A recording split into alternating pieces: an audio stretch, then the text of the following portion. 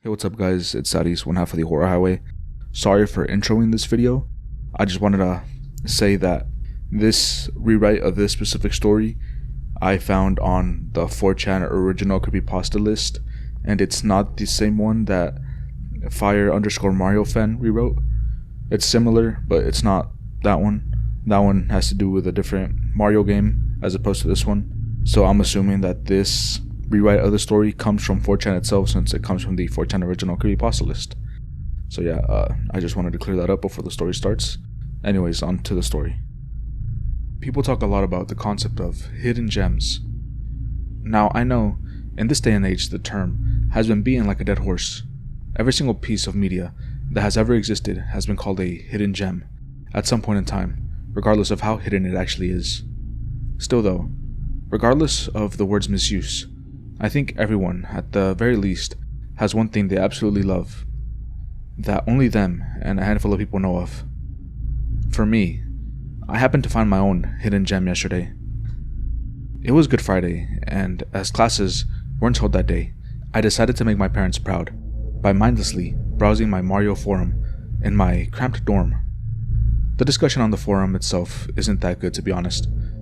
It's just that the sunk cost fallacy keeps me there.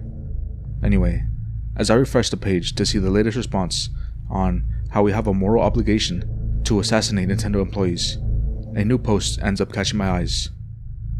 Hey guys, check out my Superstar Saga ROM hack. Feedback is appreciated. Attached to the post is a link to download the ROM hack. The file itself is titled MLSSBW. Instinctively, I click the link and then wait for the others to respond to the post to see if it's a virus or not. I wait a minute, then 3, then 5, before manually refreshing the page to see that the site got shut down for maintenance. How convenient. After a bit of debilitation, and recognizing how bored I truly am, I realized that I can just boot up my own virtual machine and play the game there instead. Worst case scenario, if the ROM hack does contain a virus, it'll get nothing out of me. I downloaded the game onto it, as well as everything else that I needed to start playing. Takes a couple of minutes to do it all, but by the time I booted up my emulator, I'm greeted to this on the title screen: Mario and Luigi, Blood Whistle. Seeing the title immediately lowered my expectations of what this game would be. I was expecting to see the textures shadily changed, to have red splattered all over the sprites. Best case scenario, changing the text to use the words blood and hyper-realistic every other sentence. Never judge a book by its cover, as they say.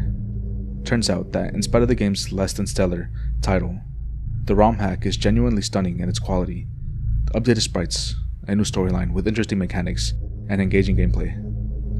If it weren't the whole blood whistle thing, this would have very easily passed off as something made by a major game company. There is, however, one issue besides the title, and that's its namesake. The blood whistle is an option thrown in the battle segments after the game's tutorial section, though the title has the words blood whistle. In the game's story, it makes no mentions of it, combat being the only time you use it. Out of curiosity, the first non-tutorial battle I get, I try to use the blood whistle on an enemy. Mario pulls out the whistle, playing it as the following text shows up: Blood whistle, hear its cry. Immediately, the game plays an ear-blistering noise that causes me to instinctively jump out of my chair and throw my headphones against the wall in my rush to not be permanently deafened. I ended up slamming my head against my room's shelves, causing me to start bleeding. Even as I got away from my computer and went to the other side of the room, the noise coming from my headphones was audible. I spent the next couple of minutes putting pressure against my head as I took in what happened. I don't think this ROM hack is the work of the Illuminati or anything like that, but geez, does the developer of this game have a unique perspective on game design. Still, for the little bit of time I've played it so far, the game has piqued my interest, and reasoning that the blood whistle is just a small portion of the game, I decided to continue playing. As I take a look back at the screen, I noticed that the stats for both my characters have massively increased, though using the blood whistle wasn't needed, due to how easy the battle was anyways. I took some solace in knowing that my ears weren't hurt for nothing. From that point on, I played the rest of the game as usual, exploring the game's breathtaking setting and unraveling its well-crafted plotline, not using the blood whistle as I liked having my ears intact. That was until I got to the game's third boss.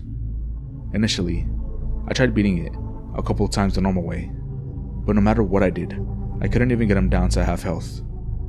Next attempt, I tried using the emulator's built-in cheats to give me an advantage, but none of them were working.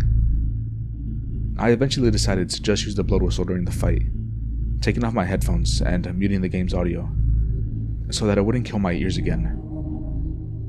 Turns out, I wasn't cautious enough. In spite of doing all of that, as soon as I used the blood whistle, my computer unmuted itself and switched my audio output from my headphones to my speakers. I had to repeatedly click the mute button as fast as possible until the audio was done playing, because every half second after I muted the game, it would automatically unmute itself. I hadn't saved in a bit as well, so not even for a second was I considering losing an hour's worth of progress in this masterpiece of a game. After having to fight against my computer for what felt like an eternity, the sound stopped playing. Without skipping a beat, my door loudly began banging. Shocking me, it was the guy in the dorm next to mine, telling me to stop making so much noise, given that the only two viable choices I had were to yank my headphones off as soon as the blood whistle started playing, or immediately attempt to mute it while setting myself up to be kicked out of college. I chose the former. Though, I do think that blocking my computer speakers wouldn't do anything, as the game would likely find a way around it. Even if it wasn't able to, I still wouldn't. In spite of all I've said about the blood whistle, the rest of the game's audio is all of equal quality to its other aspects, the soundtrack feeling as though it was all professionally put together. The sound cues are all, well, absolutely essential during combat, and amazingly in rhythm with the music. It's crazy how this game no one knows about is so addictive.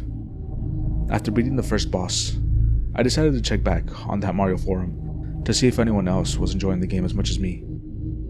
Despite maintenance having finished 30 minutes ago, I scrolled through all the recent posts and found not a single mention of it. I checked the archives as well, and unsurprisingly, due to how late the post was made, it wasn't archived. Even the link I used to download the mod wasn't working anymore. Part of this made me feel like I was walking into a trap, but the other half of me was actually a little happy about it. I may be the only person in the world who has gone to play this game so far, and honestly, that makes me feel special. I know too many people would immediately see the blood whistle and stupidly dismiss the rest of the game. As I pushed through more and more of the game, the blood whistle slowly went from being an item used as a last resort to one that was used in almost every other fight. Sure, each time I used it, I had to preemptively hold my headphones so that I could instantaneously take them off as soon as the blood whistle started playing, but every time I did so, I heard a little bit more of its song. Though physically, it damaged my ears, mentally, I started to piece it together. My ears were rejecting it, given how much it started to ring, but over time, I grasped its purpose and the ingenious concept behind it. Not only was it there for the sake of game design and purpose, a bold and innovative move that I never had seen anyone else done, but the whistle cry itself had a meaning. Something about it, the way its cry was played, it was speaking to me as its one and only player. As I got closer to the end of the game, I forced myself to listen to the blood whistle for as long as I could. Each time, I would eventually have to give in and take my headphones off, but still, I was getting closer to understanding more and more of the game's intricacies, its subtlety and purpose.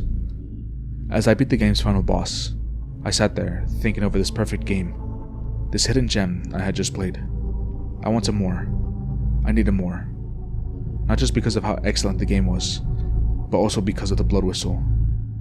As I pleaded with the instrument, begging for it to help me, I noticed something pop up on my screen.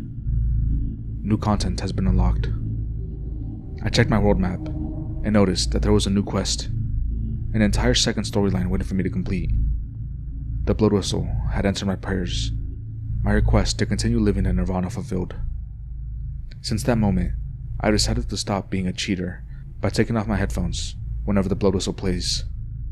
I know nobody else would be able to understand the game design as well as what the blood whistle means, but that's not my problem to solve. I need to complete the next expansion and I thank the game's namesake for giving me the opportunity to do that. I have heard the blood whistle cry, and it's music to my ears.